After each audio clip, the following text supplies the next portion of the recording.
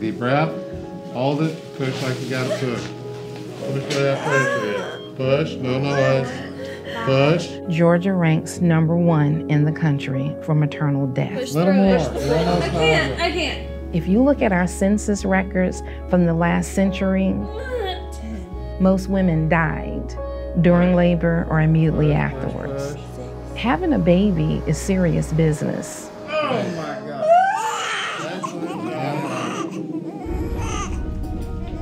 Most women in Georgia, they have to travel for obstetrical access. No labor and delivery unit. No doctors who can deliver babies. Hey, it's Dr. Pickett. What's happening? We have a patient on the floor whose fetal heart tones are down. They're not coming back up. The U.S. is one of only 3 countries in the world where the rate of maternal deaths is rising. At least 60% of pregnancy-related deaths are preventable. People are feeling the pressure of either doing the work or the guilt of turning people away. That's a tough call. And eventually, the system's going to fall apart.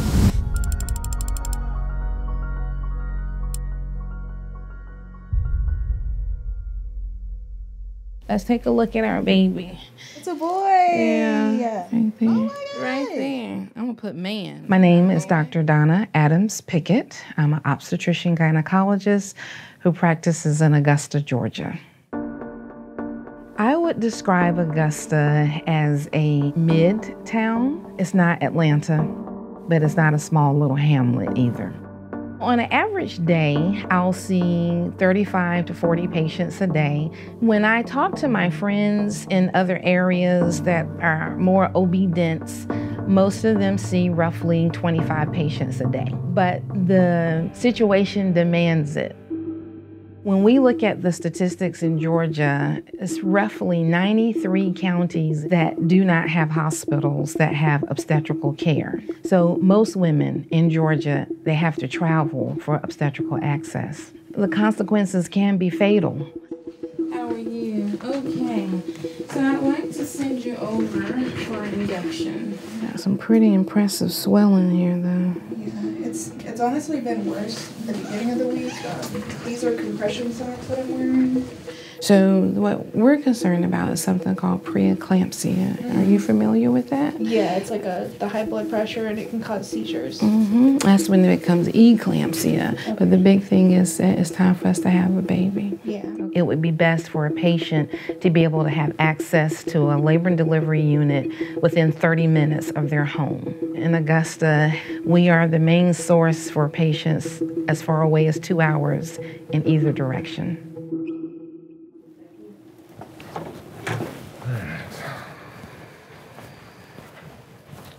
Remember handing me that one 6 weeks ago? Yeah, can you believe it's been 6 weeks?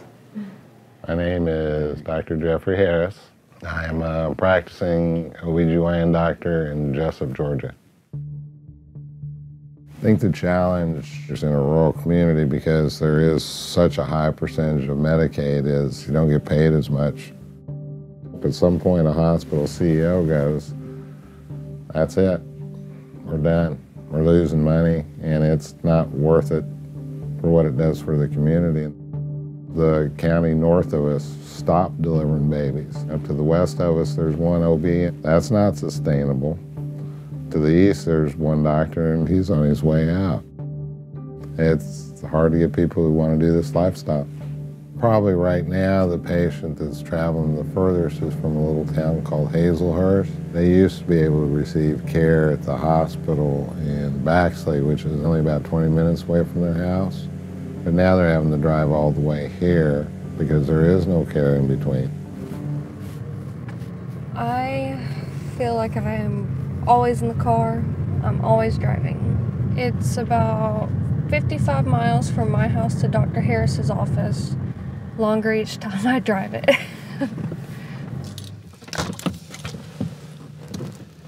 Tell me about the baby's movements. He's usually really active, especially when I'm trying to sleep. Slow down a lot. Yeah. We'll put you on the monitor here in just a little bit. Make sure everything looks good. Yeah, to the good side, your blood pressure's good. Yay. And that probably means you'll have the baby before then anyhow. I hope so. Okay, you are Almost 3 centimeters. And that I'm touching right there, that's baby's head through the vagina. So. Holy crud. Yeah, you were pretty close. Healthcare should be available to everybody. What if I didn't have a car? Yeah. What if I wasn't able to drive an hour and 15 minutes? Because I have to take off work every day. I have to come here. I don't feel like people think it's that big of a deal. Well, to those who don't experience it, that's not something people think about. I think it's a big deal. Many of us live in the construct that women have been having babies from the beginning of time. There's no need to see doctors. If you look at our census records from the last century, most women died during labor or immediately afterwards. For the 700 people who died last year, nearly 50,000 almost died.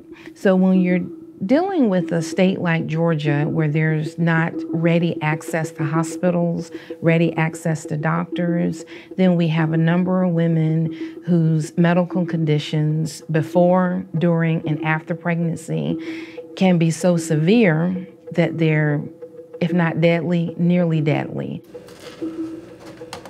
Sweetie, you don't have an appointment today. Tell me what's going on. Do you feel like you want to harm yourself? Sweetie, I really... Dominique? Dominique.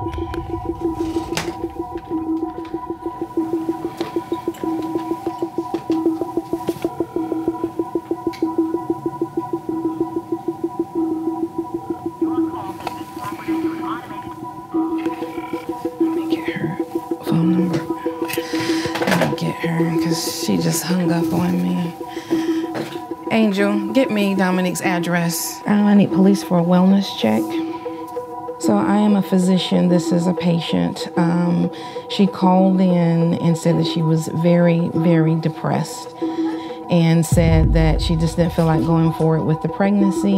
I asked her to come in now, and then she hung up on me. Okay, thank you. Okay, bye-bye. All right. We're in a crisis. If I don't see these patients, somebody has to see them. Until we're able to bring more healthcare providers to Georgia, I have to be prepared for the work. So this is Miss Carter. Miss Carter had a C-section this morning because her baby wanted to misbehave and have a really bad fetal heart tracing. But fortunately, everything turned out very well. Knock, knock. How you feel? Like crap. You want to show the little one off? Yeah. What'd you name her? Riley. All right, Miss Riley. Say hi for the camera. Say, this is why we do all this. Take care of you and your mama. Want to make sure there's still people to take care of you. Problem is, Medicaid only lasts for about 8 weeks after the delivery. Weeks after that, they lose medical benefits. Affordable care, not affordable for most of these people. So they'll become uninsured. Some people drop off, don't see them ever again.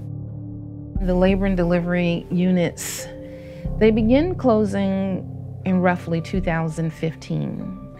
And at that time, I was doing 10 to 15 deliveries a month. Since then, I've done consistently 25 to 30 deliveries a month. OBs are in the top 5 of those physicians who are sued. And that scares a lot of residents from pursuing this career. It's very important to me to be there for these women. What few people know is that my paternal grandmother died in labor. My dad was 12 years old when his mom died, and the baby died on a little tobacco farm in Greenville, North Carolina. Trying not to get choked up talking about it. Oh, that was a pretty baby. I could see him talking about it, and it was one of the few times in my life that I ever saw my dad cry. And I knew then that I wanted to go into OB. I wanted to take care of mamas. I wanted to take care of babies. Unfortunately, in 2020, women are still dying. And with labor and delivery units being so far apart, they might as well be on that little tobacco farm in Greenville, North Carolina in 1943, because the access to care is almost just as bad. Not only are we dealing with a maternal mortality crisis, but more severely, we're dealing with a Black maternal mortality crisis. African American women are 3 to 4 times more likely to die in labor or immediately after delivery. It's not just uneducated, poor Black women.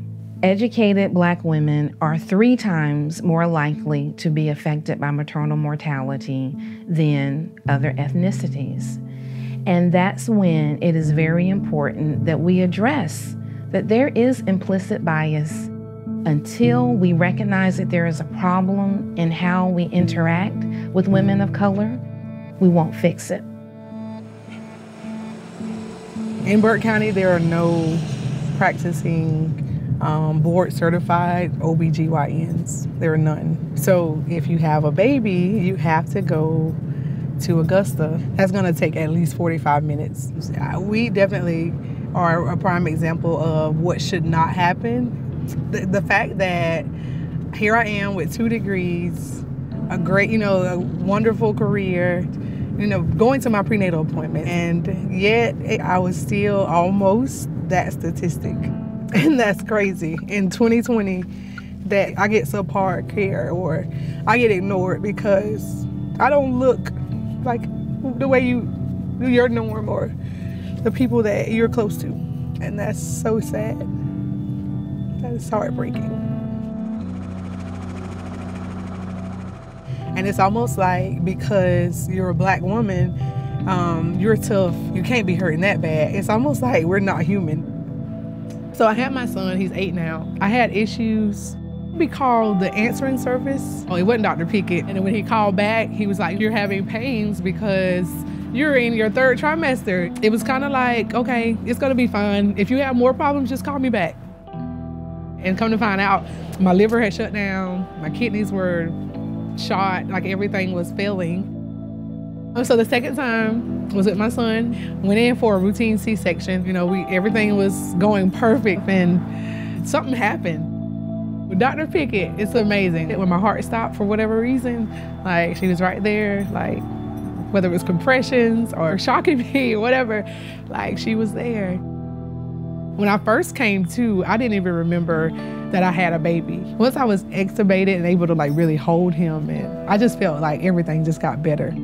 Them bringing him and I could see his face and I could hold him against me. I think that was the turning point for me.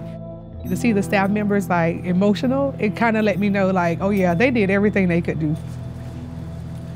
My nurses are some of the most loving, giving women. So when Alquita coded, they decided to keep him in the nursery at our hospital, and they loved on that baby every day. And the night that I discharged Alquita, I can count at least 3 nurses who just burst into tears, who were, I'm not ready, we weren't prepared for this. And they are so eager to see him that they wanted to throw him a first birthday party. Look at this. Oh my gosh. Look at this. You can feel it. Oh. That is the coolest thing. I love that. All doctors to the ER. What's going on? Hey, it's Dr. Pickett. What's happening? We have a patient on the floor whose fetal heart tones are down. Dr. Adams Pickett is going back to the OR to open up for another doctor in an emergency situation. Okay. Hey, sir, we're going to try to get something in. Hi, I'm Dr. Adams Pickett. Looks like we're going to have to get your wife delivered really quickly. Oh, wow. Because your baby's heart rate is down and it's not coming up.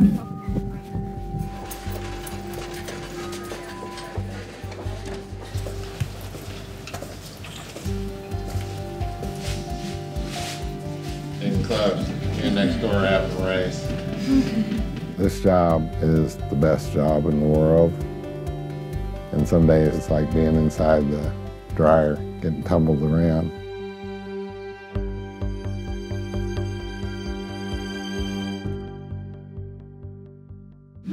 All right, you starting a contraction. Take a deep breath. Hold it. Push like you got to push. Push where that pressure is. Push. No noise. Push. Don't breathe. Hold your breath and push. Again. One more time. Push. I'm beginning to see baby's head a little bit. Push. 5, 6, 7, 8. Almost there. It's going to burn. Push through that burn. Push Push through that burn. Push little through more. it. You're almost to eyebrows. Come on. Push. Push through that burn. No Oh, you're noise. so close. Come on. Give it all you've got. Push. All you've got right now. One more big push. 1, 2. Stop pushing. Breathe. And drop the towel. Deep breaths, okay. Baby's head's out. Push. 1, Push, 2, 3, push, 4, push, Gotta push. push. Get him out. 6. Oh my God. Look down here, Mama.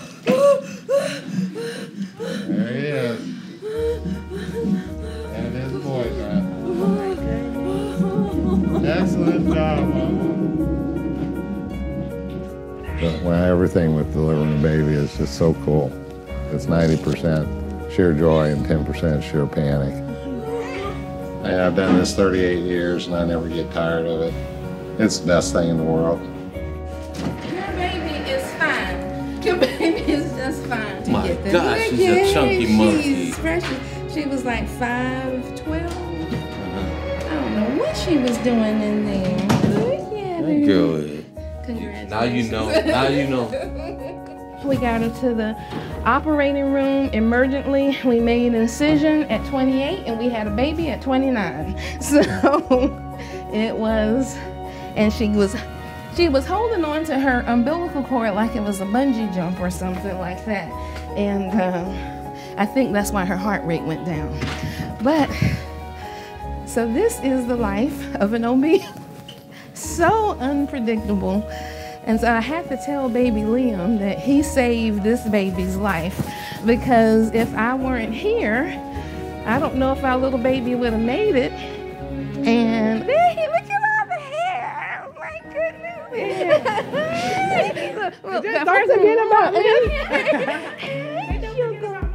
I'm the first set of hands to ever touch you. That's right. That was me. Georgia doesn't have the only maternal mortality in the United States. Every other state in this country needs to prioritize mothers and their health. And until it becomes a priority, it's just going to worsen. You just saved that baby's life. Did you know? Oh! When you have a bad outcome when everybody expected a joyous event, it's obviously traumatic for the family, but it's traumatic for all the healthcare providers. If we allow more labor and delivery units to close, and if we don't adequately replace obstetricians as they retire, there will be more deaths.